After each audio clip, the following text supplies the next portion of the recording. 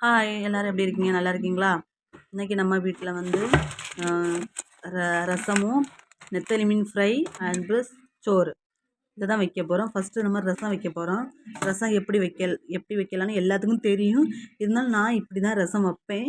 பாருங்கள், உங்களுக்கு பிடிச்சிருந்தா லைக் ஷேர் சப்ஸ்கிரைப் மறக்காமல் பண்ணுங்கள், சப்போர்ட் பண்ணுங்கள் எனக்கு. ஃபஸ்ட்டு வந்து பூண்டு, அதுக்கப்புறவு நம்ம நல்ல மிளகு, ஜீரகம், அப்புறம் அந்த இது வந்து காந்தாரி மிளகு, அதுக்கப்புறம் கொத்தமல்லி இலை இருக்குல்ல, அது போட்டால் ரசம் சூப்பராக வரும்.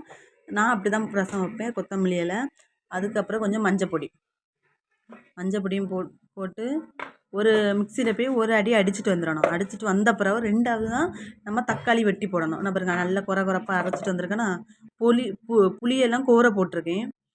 இது தக்காளி நல்லா பழுத்த தக்காளி நல்லா வெட்டி போட்டு. ஆனால் இந்த தக்காளி வந்து நல்லா புளிப்பு, நம்ம நாட்டு தக்காளின்னு சொல்லுவாங்களா அந்த தக்காளி 1.5 தக்காளி நான் போடுவேன். யாருக்கெல்லாம் தக்காளி ரசம் பிடிக்கும்னு மறக்காமல் கமெண்ட் பண்ணுங்கள். எல்லாத்துக்கும் பிடிக்கும் தக்காளி ரசம், எனக்கு தெரியும். இந்த வீடியோ பிடிச்சிருந்தாலும் இந்த தக்காளி ரசம் பிடிச்சிருந்தாலும் எல்லாருக்கும் கமெண்டில் சொல்லுங்கள். பிடிச்சிருந்தா கமெண்டில் சொல்லுங்கள்.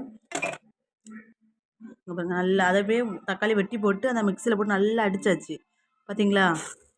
இனி இந்த மண் சட்டி புதுசாங்க, இது 70 ரூபா, கொஞ்சம் பெரிய சட்டியாக தான் இருந்தது. இன்றைக்கி வாங்கின மீன் வந்து நெத்தலி மீன். நெத்தலி மீன் கொளிச்சாலை மீன், சின்ன கொளிச்சாலை இருக்குது, அது ஒரு 5 கொளிச்சாலை கிடந்து. மீதியெல்லாம் நெத்தலி மீன். இவ்வளோ நெத்தலியும் 100 ரூபான்னு வாங்கிட்டு வந்தாங்க. இனி இப்போ பாருங்கள், நீங்கள் நெத்தலி மீன் எப்படி க்ளீன் பண்ணுவீங்கன்னு தெரியாது. நான் இப்படி தான் க்ளீன் பண்ணுவேன். தலையை ஒரு இழு, வாழை ஒரு இழு. நம்ம வந்து தலையை எடுக்கும்போதே அந்த வயிற்றுல உள்ள குடலெல்லாம் அதிலே வந்துடும். பாருங்கள் எப்படி அழகா. நான் இப்படி தான் எடுப்பேன். இது வந்து நம்ம பொரிக்க போகிறோம். இது வந்து உங்களுக்கு காட்டக்காண்டி கொஞ்சம் ஒரு 10 நெத்தலி, ஒரு 5-6 நெத்தலி மட்டும் நான் வந்து காட்டுதேன். வீடியோவில் ஃபுல்லாக காட்ட முடியாதுல்ல, அதனால போர் அடிச்சு போவோம் ஃபுல்லாக காட்டினா. அதனால் ஒரு 6-7 நெத்தலி மட்டும் நான் அப்படி பிச்சு வச்சுருக்கேன். பாருங்கள், தலையும் வால், அப்புறம் துண்டு காட்டுதான் பாருங்கள். இது ஒன்றும் துண்டு, ஆனால் பெரிய நெத்தலி, வெள்ளை நெத்தலி தான், ஆனால் பெரிய நெத்தலியாக இருந்து. பாருங்கள், இனி க்ளீன் பண்ணிட்டு வந்தாச்சு. நல்ல சட்டியில் போட்டு உரசி நல்லா க்ளீன் பண்ணிட்டு வந்தாச்சு. இனி அதில் கொஞ்சம் மிளகா பொடி, அப்புறம் கொஞ்சம் மஞ்சள் பொடி, கொஞ்சம் உப்பு. சிலவையெல்லாம் நிறைய பொடியெல்லாம் போடுவாங்க. அது நம்மெல்லாம் இந்த மாதிரி பொடி போட்டு தான் பொரிப்போம்.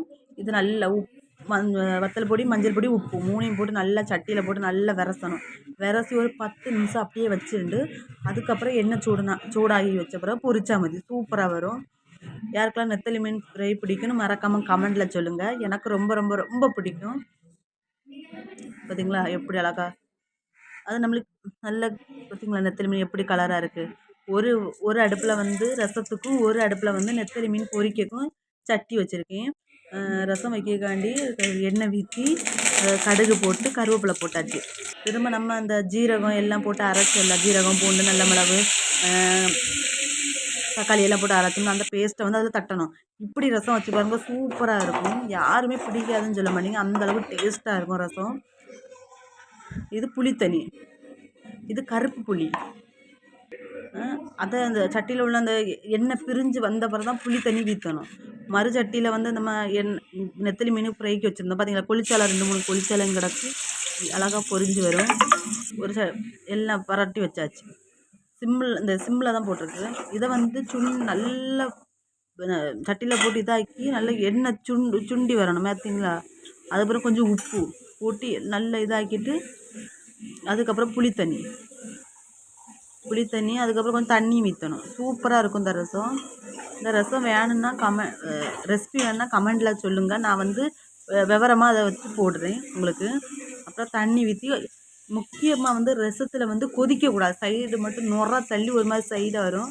அப்போ பார்த்து நம்ம அணைச்சிடணும். கொஞ்சம் கொத்தமல்லி இலையும் போட்டு அணைச்சிடணும். அவ்வளோதான் ரசம். சூப்பராக வந்து இந்த ரசம் பார்த்தீங்களா எவ்வளோ கலர்ஃபுல்லாக இருக்குது.